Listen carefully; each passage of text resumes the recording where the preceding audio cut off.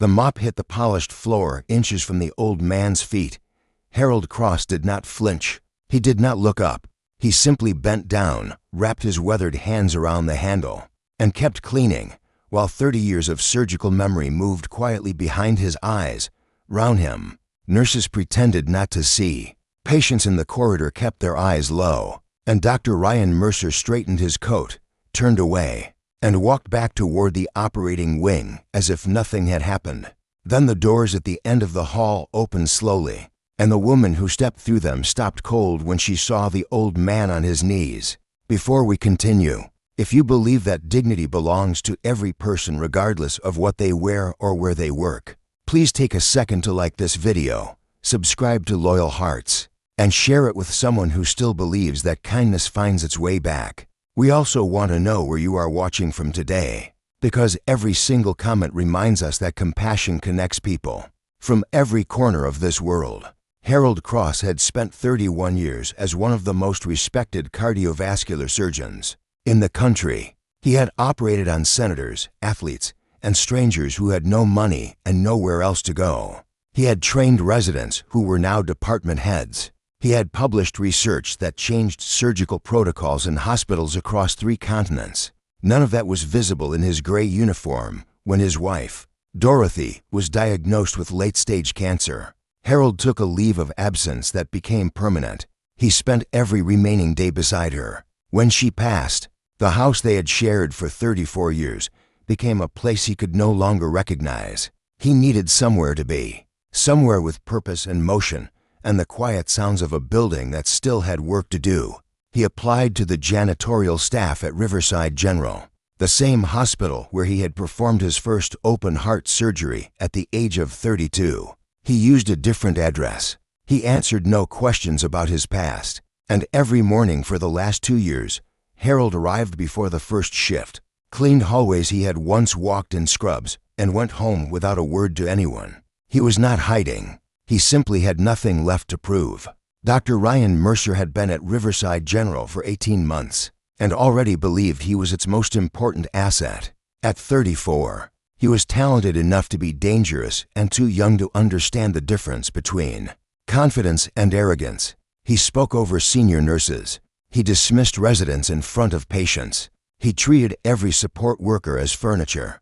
That morning, a supply cart Harold was pushing had left a faint streak on the freshly treated floor. Outside the surgical wing, Mercer noticed it mid-conversation with a colleague. He stopped. He pointed. And then, in front of 6 staff members and to patients being wheeled past, he walked to the cart and shoved it sideways. The mop clattered to the ground.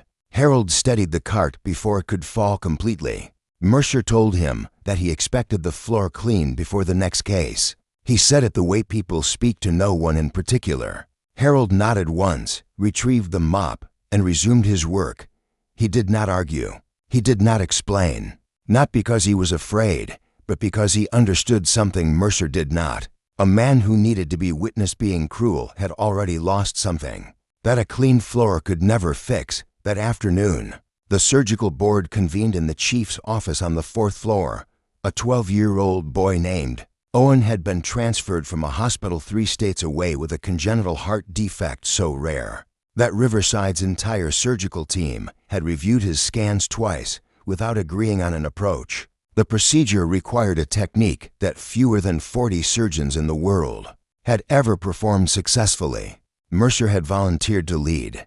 The chief, Dr. Lena Choi, had reviewed his proposal and found 2 errors she could not ignore. She needed someone else. She had been trying to locate a specific name for 2 days, a name attached to a paper published 22 years ago, the only documented successful repair of this precise defect. The author had retired. Phone numbers were outdated. His last known address was a suburb across the city. Dr. Choi was walking the corridor with a folder in her hands when she saw him. She stopped because she recognized Harold Cross's hands before she recognized his face. She had watched those hands operate for years during her residency. She had never forgotten them. She crossed the hallway without speaking. Harold looked up. He saw her face and understood immediately what she was carrying. She asked him if he was willing. He set the mop against the wall, looked at the folder she placed open in front of him, and studied the scans for 40 seconds. Then he asked whether the surgical team had been briefed on the alternative posterior approach. She shook her head. He said he would need 30 minutes to review the imaging and 1 hour in preparation. Dr. Lena Choi said she would have everything ready. Mercer was already scrubbed and waiting outside the operating room when Harold Cross walked through the double doors in surgical attire. The room went completely silent. One of the senior nurses pressed her hand to her chest. Two residents exchanged a look that neither of them would forget. Mercer did not understand what was happening until Dr. Choi entered behind Harold and introduced him by name and title. Emeritus Chief of Cardiovascular Surgery, pioneer of the posterior septal repair technique, the man whose published research had trained nearly every surgeon in that building, including Mercer. Owen's surgery lasted for hours and 11 minutes. There were no complications. Harold returned his badge to the staff office the following week, not because he was forced to, because he felt that the work was done. He had been present for one more moment that mattered, and that was enough. Dr. Mercer requested a meeting with Harold before he left. He arrived without his coat, without his badge, and without the posture he usually carried. He did not make excuses. He simply sat across from the old man and said that he was sorry. Harold looked at him for a long moment. Then he told him that the most dangerous surgeon in any hospital was not the one with the least skill. It was the one who had forgotten that every person in that building, regardless of their uniform, was there because they believed the work was worth doing. Mercer left that meeting and went back to work, but something had shifted behind his eyes. Some people spend a lifetime building a name. Harold Cross spent 2 years setting it quietly aside, and in doing so, he reminded an entire hospital of the one thing no title could ever replace: the decision to show up, fully, for someone who needed you.